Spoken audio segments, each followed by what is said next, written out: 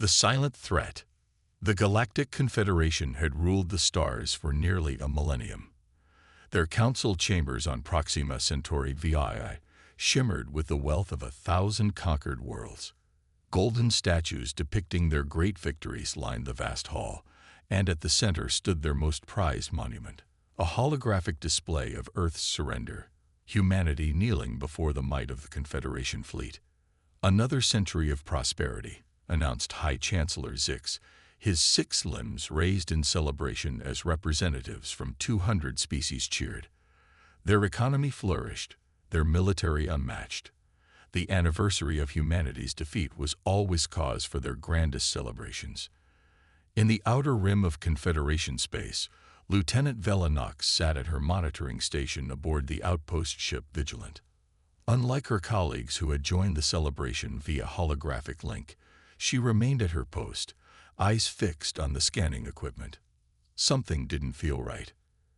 "You're missing the party, Nox," said Officer Drell, floating a cup of celebratory nectar her way. "Come on, it's the 1,000-year victory. Even the High Chancellor is drunk on Taurian wine." "Something's wrong with the deep space monitors," she said, ignoring the cup. "I'm getting echoes from the dead zone." Drell laughed. "The dead zone? That's just human space. Nothing's been alive there for centuries. The dead zone was what remained of humanity's territory after the Great War. Once Earth and its colonies had been a formidable power in the galaxy, but they had challenged the Confederation's expansion one too many times. The response had been swift and merciless. Orbital bombardments had rendered Earth uninhabitable, and its colonies had fallen one by one, or so the history texts claimed. "These aren't random echoes," Vela insisted, adjusting the sensitivity. "There's a pattern. Look at this energy signature."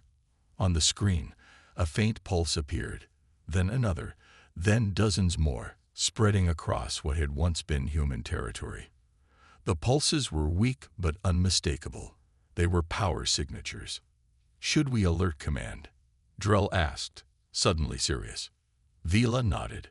"I'll prepare a report immediately." The report was sent through proper channels, but received little attention. The celebration continued for days while Vela's warnings languished in the bureaucracy of the Confederation military hierarchy. It wasn't until a week later that Admiral Thrix, head of Confederation security, finally reviewed her findings.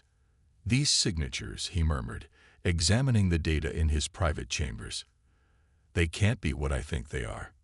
He immediately ordered a scout ship to investigate the dead zone. The small vessel, equipped with the latest stealth technology, slipped past the ceremonial border markers that had stood untouched for centuries.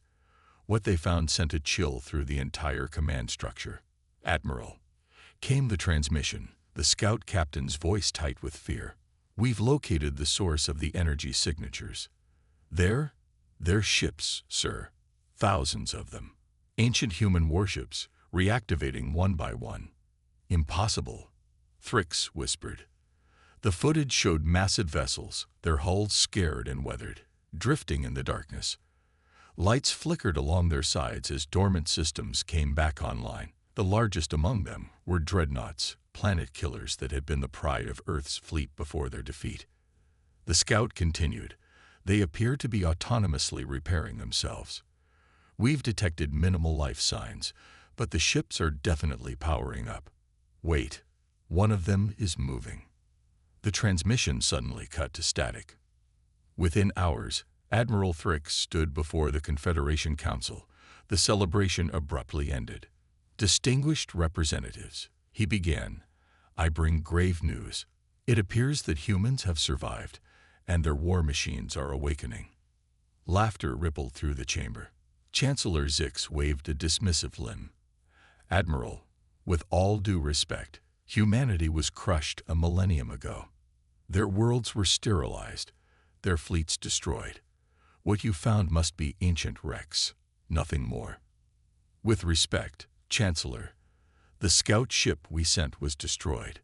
Something in the dead zone is very much alive, and it's hostile." The debate might have continued for days had the Confederation's primary communications hub at Alpha Centauri not gone silent at that very moment. Then reports flooded in from the outer systems. Massive ships of ancient human design had appeared without warning. They didn't announce themselves or make demands. They simply opened fire. Vela Nox, still aboard the Vigilant, watched her monitors in horror as the first wave of human dreadnoughts emerged from faster-than-light travel near their outpost. The vessels were enormous, dwarfing the Confederation ships stationed in the sector. Their hulls bore the scars of the Great War, but they moved with precision and purpose. All hands to battle stations.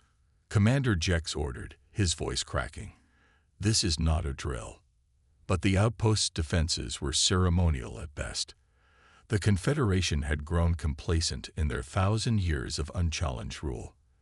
Their ships were designed for parades and showing the flag, not for actual combat.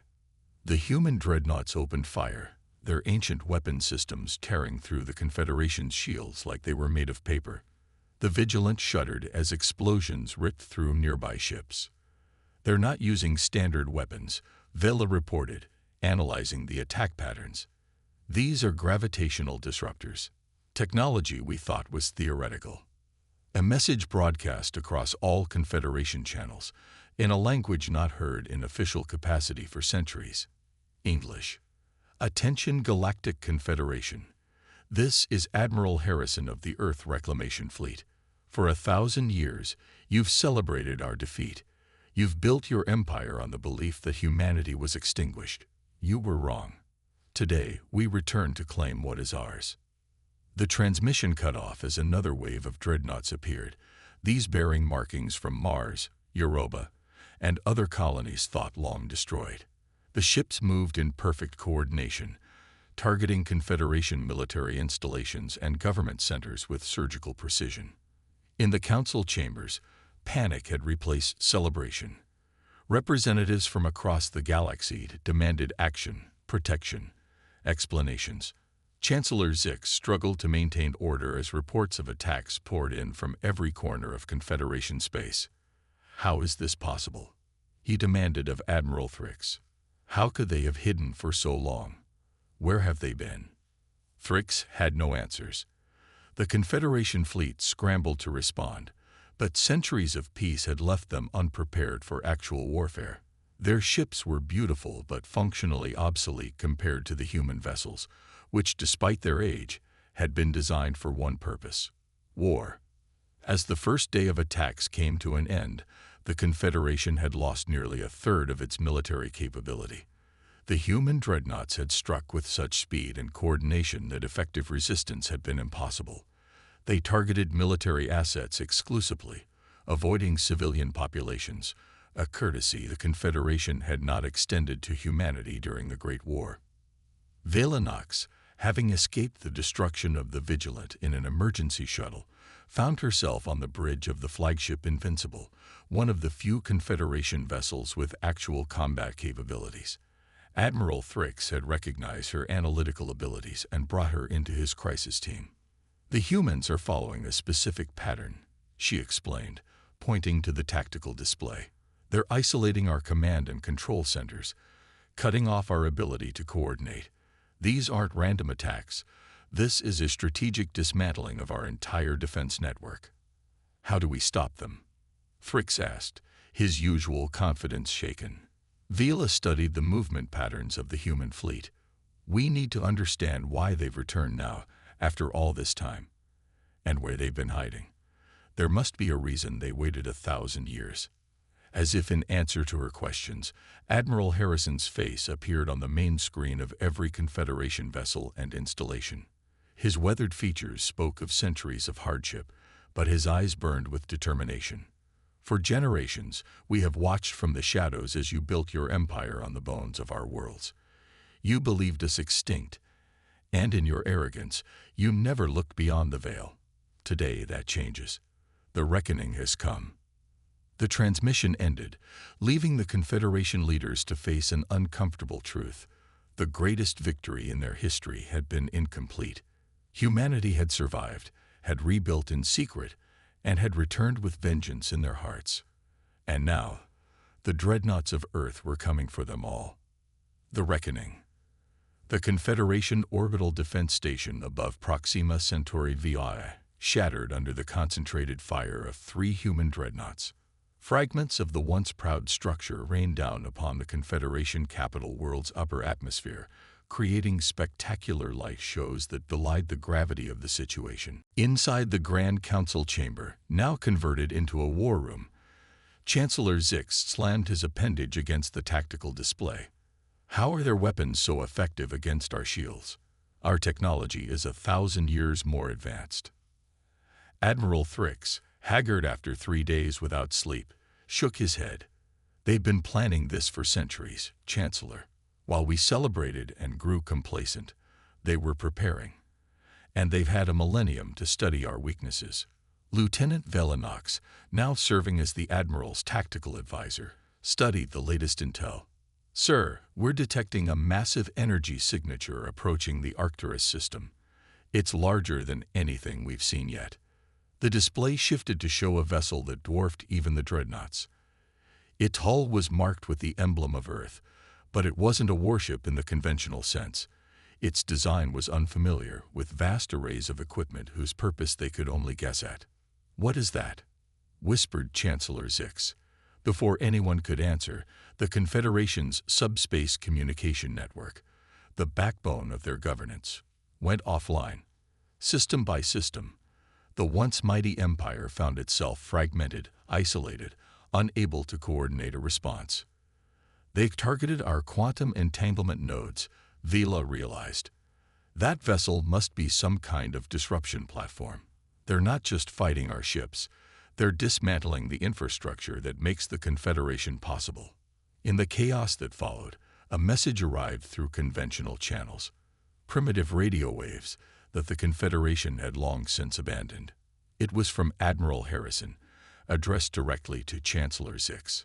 "Chancellor, this conflict can end now. Acknowledge humanity's sovereignty over its ancestral territories, return what was stolen, and we will cease hostilities." Zix bristled at the demand. Return what was stolen. They're the aggressors. They attacked without provocation. Did we? The question came from behind them. Somehow, a human had materialized in the council chamber, a woman in a simple gray uniform bearing Earth's insignia. The Confederation security forces immediately raised their weapons. "Hold your fire," Thrix ordered. He recognized the woman from the intelligence briefings. "You're Admiral Harrison." She nodded. "In the flesh. And no, I didn't teleport here. I've been on this planet for 20 years, monitoring your government from within. We've had operatives in your society for centuries." "Impossible," Zix sputtered. "Our genetic scans would have detected human DNA." Harrison smiled thinly. "You've been scanning for the human genome as it existed 1,000 years ago. We've evolved, adapted, changed ourselves to survive in the harshest environments, while we rebuilt our civilization beyond your notice." She approached the tactical display, Confederation security tensely tracking her every move. "Your history says you destroyed Earth, rendered it uninhabitable. That was your first mistake." She tapped a command into the display, overriding its security with ease. The image shifted to show a blue planet. Earth was never destroyed. The planet you bombarded was a decoy, a terraform world we sacrificed to convince you of our defeat. The real Earth was hidden by technology you still don't understand, phased slightly out of your reality. For 1,000 years, we've lived literally alongside you, invisible, watching, learning, preparing. The council chamber fell silent as the implications sank in. Their greatest victory had been their greatest deception. "Why reveal yourselves now?" Vila asked, her analytical mind already processing the new information. "Because you were about to find us anyway," Harrison replied. "Your scientists recently developed scanning technology that would have detected our phase variants within a decade. We decided to strike first, while we still held the element of surprise."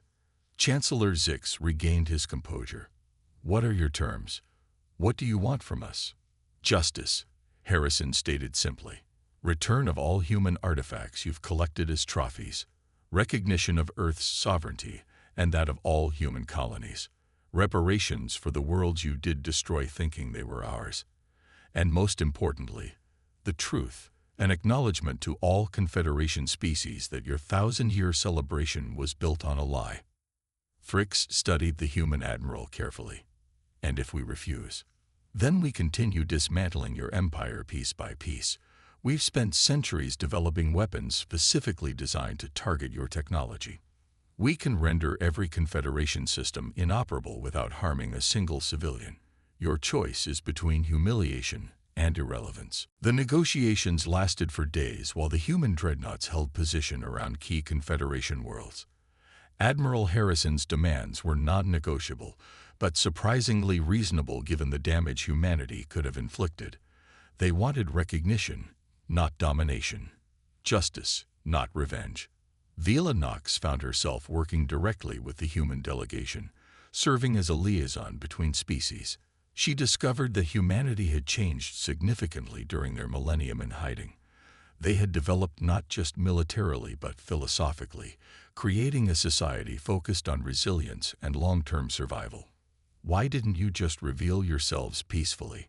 she asked one of Harrison's aides, a scientist named Ilara Chen. Surely diplomacy would have been possible.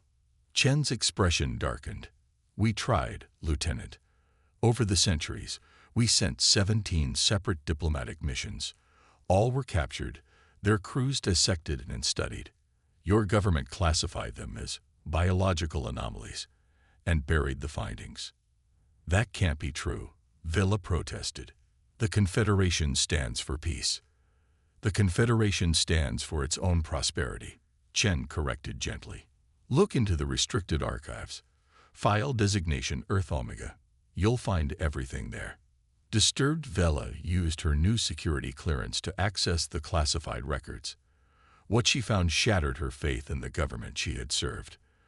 The Confederation had indeed encountered humans multiple times over the centuries. Each encounter had been systematically erased from public records, the human envoys treated as specimens rather than sentient beings with rights. Armed with this knowledge, she approached Admiral Thrix. "Sir, everything they're saying is true. We've been the aggressors all along." Thrix sighed heavily. "I know, Lieutenant. I've known for years. Some of us tried to change the policy, to acknowledge humanity's survival, but the myth of their extinction had become too central to Confederation identity. Admitting the truth would have undermined 1,000 years of governance." The final agreement was signed aboard Earth's massive flagship, now revealed to be not a weapon but a city ship, home to thousands of humans who had lived their entire lives in space, moving between the stars beyond the Confederation's notice. Chancellor Zix, humbled by the revelation of his government's deception, signed the Treaty of Reconciliation with Admiral Harrison. The Confederation acknowledged humanity's right to exist, returned the territories that had once been human colonies, and agreed to reparations for the worlds they had destroyed. In return, humanity shared some of the technology they had developed during their millennium of isolation, innovations the Confederation scientists had never conceived of, born from necessity and the unique human drive to overcome impossible odds. The Dreadnoughts withdrew, returning to human space, no longer weapons of war but symbols of a species' indomitable will to survive. The 1,000-year celebration of humanity's defeat was replaced by a day of reflection and truth, a reminder that history is written by the victors, but sometimes the story isn't over. Vila Nox resigned her commission with the Confederation military, accepting instead a position as the first official ambassador to Earth. As her shuttle approached the hidden planet, phase shifting into the pocket of reality where humanity had rebuilt their civilization, she marveled at what she saw. Earth was not the devastated wasteland of Confederation legend, but a vibrant, thriving world. Its cities gleamed with technology beyond anything the Confederation had achieved, designed in harmony with the natural environment rather than imposed upon it. "Welcome to Earth, Ambassador Nox," Admiral Harrison greeted her at the landing pad. "I hope you'll find that humans make better allies than enemies." Looking out at the impossible civilization, that had hidden in plain sight for a millennium. Vela nodded. I believe the Confederation is about to learn that lesson, Admiral, the hard way. In the space above, the dreadnoughts of Earth stood sentinel, not just protectors of humanity, but reminders to the galaxy that appearances could be deceiving, that the defeated were not always conquered, and that the greatest strength often lies in patience. The victory had indeed been clear, until Earth's dreadnoughts crashed in.